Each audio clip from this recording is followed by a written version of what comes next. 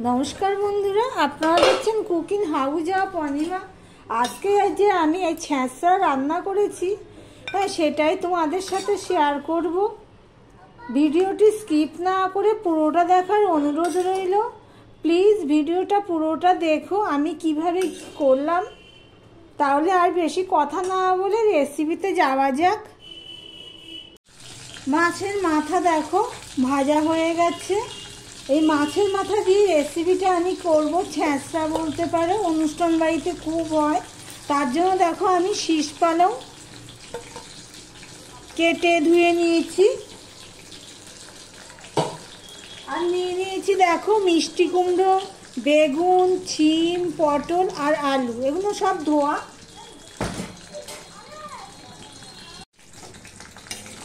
এখানে আমি 2 পিস কাতলা মাছের মাথা নিয়েছি, দেখো ভাজা হয়ে গেছে। আমি এবারে যা তেল আছে তার মধ্যে আমি এই বেগুনগুলো ভেজে নেব।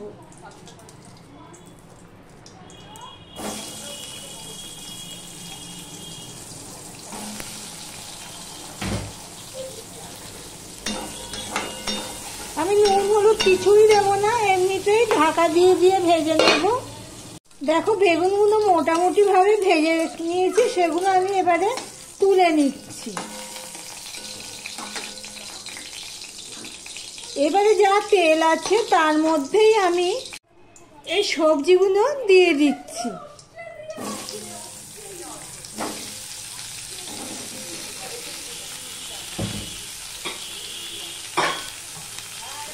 আর দিয়ে দিচ্ছি এই পালং শাকগুলো।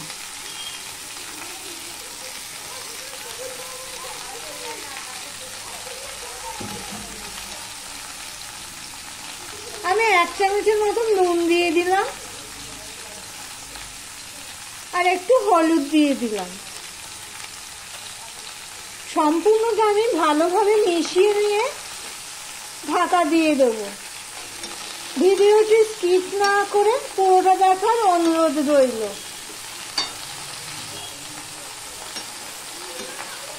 প্রথমে আমি একটুখানি ঢাকা দিয়ে দেব, তারপর যখন একটু কমে আসবে এবারে আমি একটুখানি উল্টে পাল্টে সবজির সাথে মিশিয়ে নেব। আমার ভিডিওটি যারা দেখছো এখনো পর্যন্ত সাবস্ক্রাইব করোনি, তারা প্লিজ দেখতে দেখতে সাবস্ক্রাইবটা করে দিও।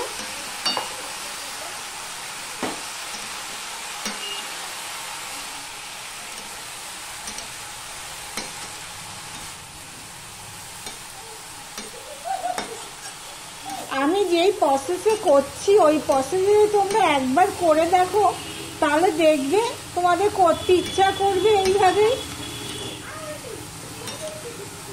সম্পূর্ণ সবজির সাথে আমি এটা মিশিয়ে নিচ্ছি।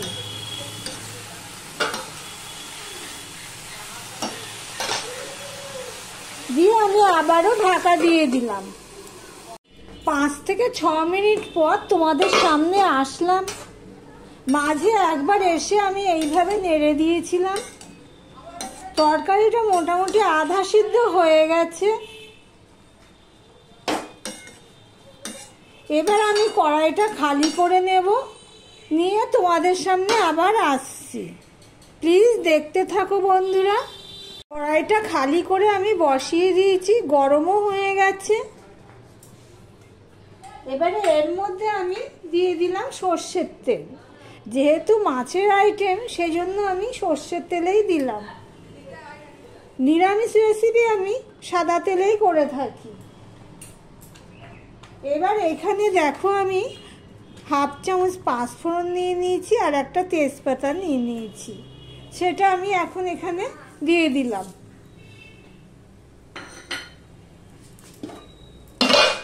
আর এখানে নিয়ে নিয়েছি দেখো পেঁয়াজ কুচানো নিয়েছি, একটা বড় সাইজের পেঁয়াজ নিয়েছি, রসুন নিয়েছি 7 থেকে 8 কোয়া রসুন আমি থেতো করে নিয়েছি, আর 6টা কাঁচা লঙ্কা আমি কেটে নিয়েছি। ফোড়ন আর তেজপাতাটা হয়ে গেছে। এবার আমি যে পেঁয়াজ কেটে নিয়েছি, পেঁয়াজ আর রসুনটা আমি দিয়ে দিচ্ছি।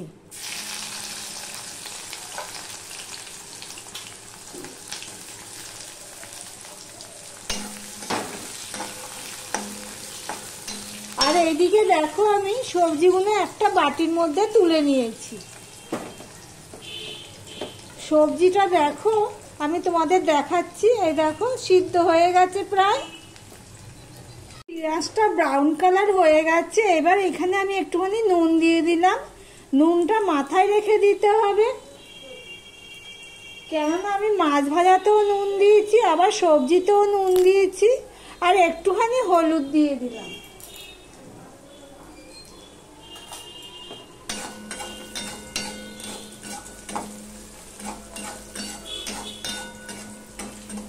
প্লিজ ভিডিওটি যারা এখনো দেখছো সাবস্ক্রাইব করোনি, প্লিজ একটা সাবস্ক্রাইব করে দিও দেখতে দেখতে।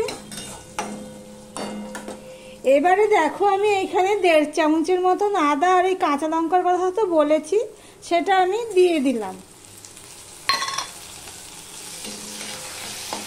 আদা ফোড়নটা হয়ে গেছে। এবার আমি কিছু মশলা অ্যাড করব। আমি 1/2 চামচের মতো লঙ্কার গুঁড়ো দিয়ে দিলাম, ঝাল লঙ্কার গুঁড়ো। 1 চামচ দিয়ে দিলাম জিরের গুঁড়ো,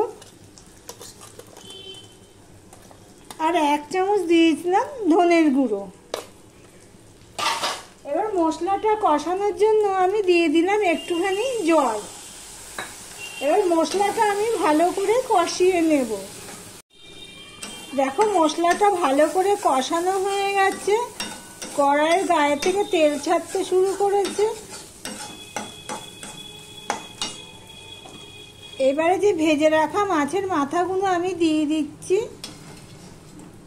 বেগুনটা আমি এখন তুলে রাখলাম, দিয়ে মাছের মাথাগুলো আমি এইভাবে ভেঙে দেব, যতটা পারবো ভেঙে দেব। দিয়ে মশলার সাথে ভালো করে আমি কষিয়ে নেব।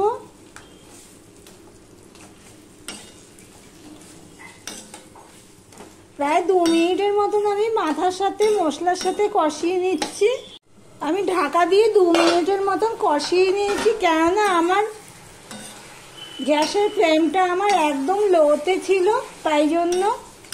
তোমরা যদি একটু গ্যাসের ফ্লেমটা বাড়িয়ে দাও তো একটু টাইমটা কম লাগবে।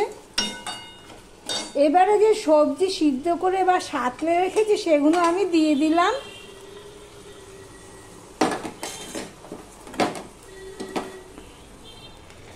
দিয়ে এবার ভালো করে খুন্তির সাহায্যে এভাবে মিশিয়ে নেব। দেখো আমি কিভাবে মেশাচ্ছি, ঠিক এইভাবেই মিশিয়ে। আবারও বলছি, এই প্রসেসে যদি তোমরা করে থাকো, নুন ঝালটা যদি যার যার স্বাদ অনুযায়ী হয়ে থাকে, তাহলে দেখবে খুব দারুণ হয় খেতে। একবার বাড়িতে ট্রাই করলে বারে বারে করবে। এবার আমি ঢাকা দিয়ে দিলাম। গ্যাসের ফ্লেমটা আমার লো টু মিডিয়ামে রয়েছে। আমি 5-6 মিনিট পর আসলাম, মিডিয়াম টু লোতে ছিল আমার গ্যাসের ফ্লেমটা। মাঝে এসে আমি একবার উপর নিচ করে দিয়েছিলাম সবজিটা।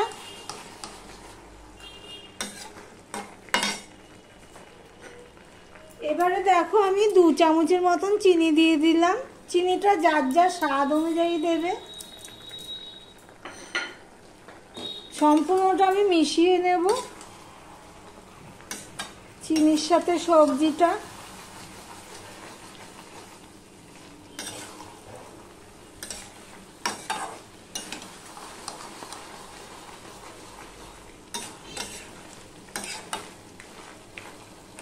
চিনির সাথে আমি সবজিটা মিশিয়ে নিয়ে আমি 1 মিনিটের মতো রান্না করে গ্যাসটা অফ করে দেব।